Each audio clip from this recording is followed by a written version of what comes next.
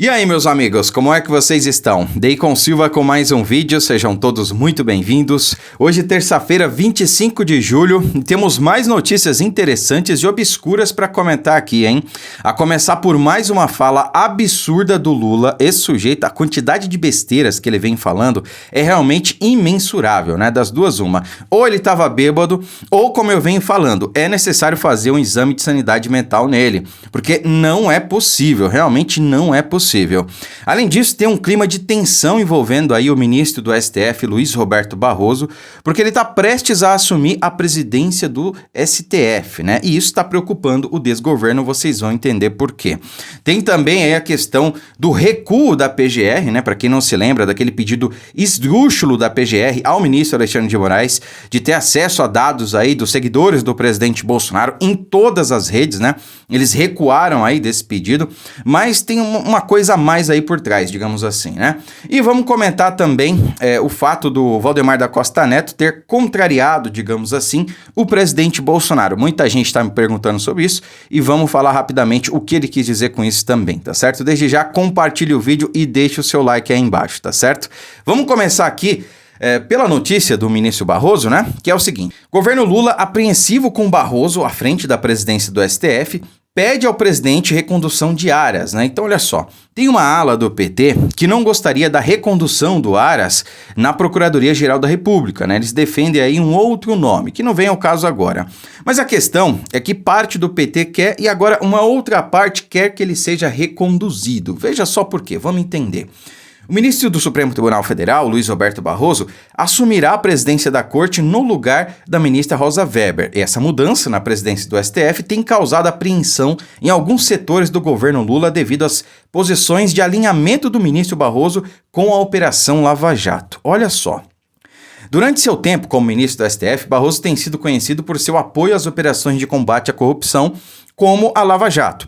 Esse posicionamento tem gerado receios no governo Lula, que está preocupado com a possibilidade de ressuscitação de operações contra a corrupção que possam envolver membros do atual governo ou aliados, né? Veja só como as coisas se conectam, tá? Isso aqui é a minha percepção, tá, pessoal? Posso estar errado, mas olha só. Como a própria matéria diz aqui pra gente, o Barroso, historicamente, ele foi favorável às operações envolvendo a Lava Jato, certo? Certo. Bom, dito isso, a gente pode supor que, como ministro e o presidente do STF, ele vai manter essa postura, certo? Até porque, recentemente, o que tem acontecido, né? O Lula está tentando se livrar de um problema, na verdade de vários problemas, mas ele tem um problema específico que é o Flávio Dino. Então, o Flávio Dino, como já houve, inclusive, acusações de que lá no Maranhão, estado natal, onde ele foi governador e tal, ele age subornando não, né, mas ameaçando e chantageando as pessoas. Quer dizer, deve rolar suborno também, né, sei lá, não duvido mais de nada vindo dessa gente. Então, ele é acusado de agir chantageando e ameaçando as pessoas. E há quem diga também que ele faz isso até com Lula, né? Que ele chantageia o Lula para ocupar o cargo de ministro.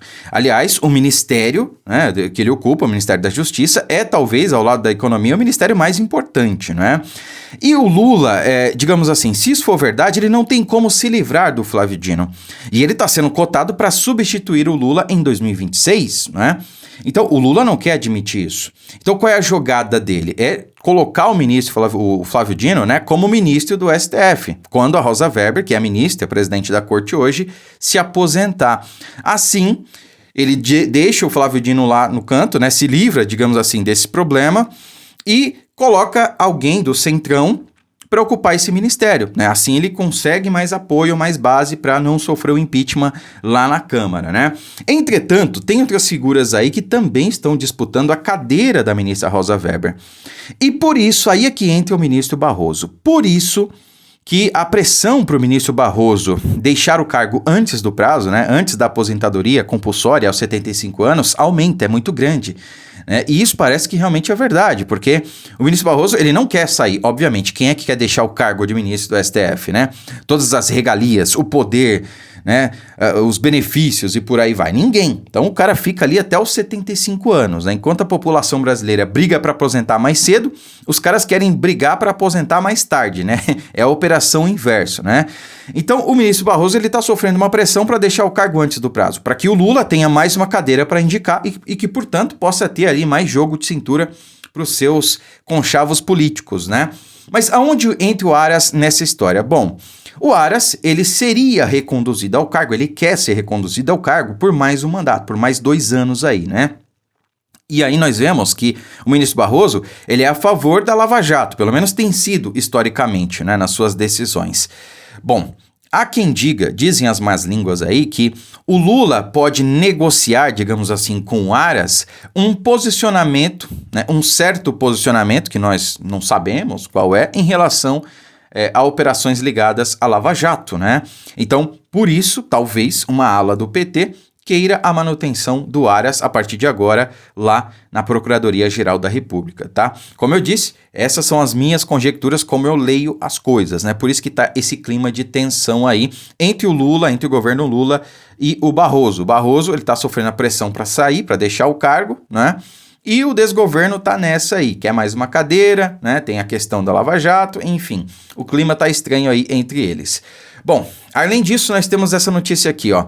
Não derrotamos os bolsonaristas ainda, os malucos estão na rua. O Lula falou isso, não é? Então, neste domingo, dia 23, enquanto discursava para sindicalistas em São Paulo, o presidente Lula se referiu a apoiadores do ex-presidente Bolsonaro como malucos e disse que eles ainda estão nas ruas, né? Abre aspas para o que ele falou na íntegra.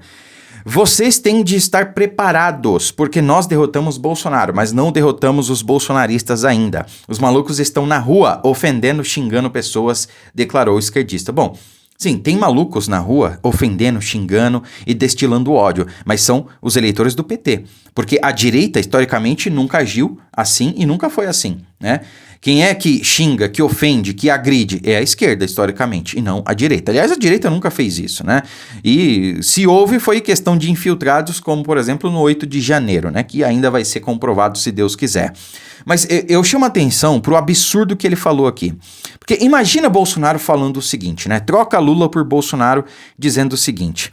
Nós derrotamos o Lula, mas não derrotamos os petistas. Nós ainda vamos ter... Estejam preparados, porque nós ainda vamos ter que derrotar essa gente maluca que está nas ruas.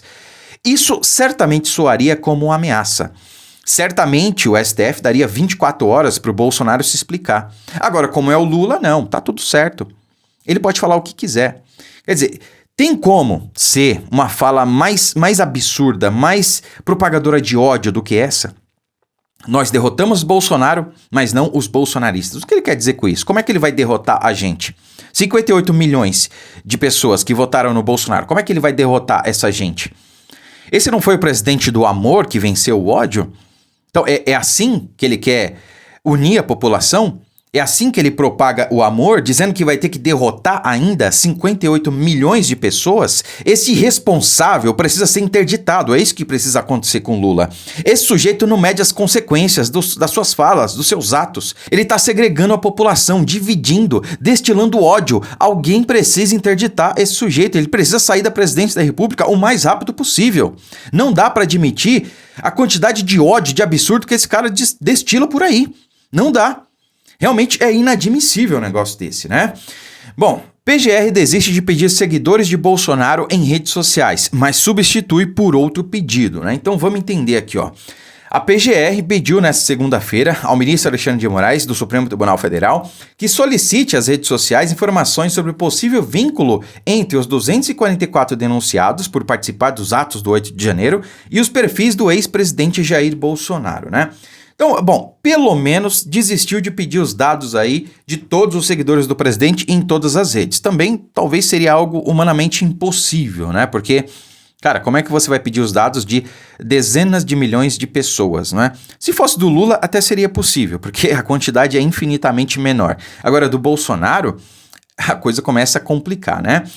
Mas em contrapartida pediu aí a relação desses 244 denunciados que muito provavelmente seguem o Bolsonaro, né? Com exceção dos infiltrados aí que provavelmente estão entre esses 244, ou pelo menos alguns deles aí, né? Porque o Bolsonaro tem milhões, dezenas de milhões de seguidores, então certamente a maior parcela da população que está nas redes segue o presidente Bolsonaro. Mas dos males, o menos pior, tá? Se aquele vídeo que eu falei, dando as conjecturas aí das possibilidades daquele pedido da PGR fosse realmente verdade, se alguma daquelas conjecturas forem verdade, então eles perceberam, né, que a gente entendeu a coisa e recuaram, né? Espero que seja isso, tá? E para finalizar, teve aquela fala do Valdemar da Costa Neto, que muita gente interpretou errado, que ele disse o seguinte, né? Valdemar diz que Bolsonaro errou na reforma tributária, mas é ele quem dá a palavra final no PL, tá? Começando que não é Bolsonaro que dá a palavra final no PL. A palavra final é do Valdemar da Costa Neto, tá? Gente, vamos lá. Para começo de conversa, ele não é conservador, ele não é de direita, não é alguém que a gente deve confiar 100%, tá bom? Ele vê os seus próprios interesses. Acontece que para que os interesses dele sejam alcançados, digamos assim, ele precisa se alinhar ao presidente Bolsonaro e ao que ele representa e aos seus apoiadores. Então, por isso, os interesses do Valdemar hoje são os interesses do Bolsonaro. Mas na direita há divergência. Na direita há espaço para discordância, diferente da esquerda. Se alguém discordar do Lula hoje, mas sai do governo amanhã. É isolado amanhã. Lá não tem democracia. Lá não tem espaço para discordância. Na direita tem. Né? Na direita tem. Então o Valdemar enxerga que foi um erro o Bolsonaro ter se posicionado contra a reforma tributária. Eu enxergo que não. Para mim, Bolsonaro se posicionou da maneira certa. Por quê? Porque essa reforma não visa diminuir imposto.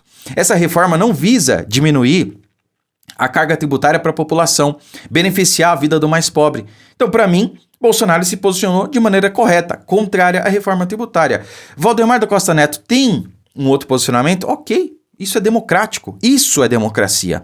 Respeito a opinião dele, mas respeito não implica em aceitação. Não sou obrigado a aceitar a opinião do Valdemar da Costa Neto. Agora, pessoal, o recado que eu dou é o seguinte: se toda vez que a esquerda pegar uma fala de alguém da direita, jogar pro vento aí, jogar pro ar e começar a distorcer, e a gente cair como um patinho, o Valdemar é traidor, não sei o quê, vai ficar difícil, porque é isso que eles querem. Então vamos parar aí de achar realmente que qualquer coisinha é uma tempestade no copo d'água, porque não é. O Valdemar, ele tá alinhado ao Bolsonaro, tá alinhado à direita, porque os interesses dele dependem dos nossos interesses também, digamos assim, né? Na verdade, o alcance dos interesses dele depende dos nossos objetivos, digamos assim. Então, há um alinhamento aí, pelo menos, de interesse. Então, por hora, a gente pode confiar nele, tá? Ele tá alinhado ao Bolsonaro e à direita e não é um traidor, tá? Então é isso, espero que vocês tenham gostado, entendido e curta, comente, compartilhe o vídeo, inscreva-se no canal se for novo por aqui. Muito obrigado, fiquem com Deus e até a próxima.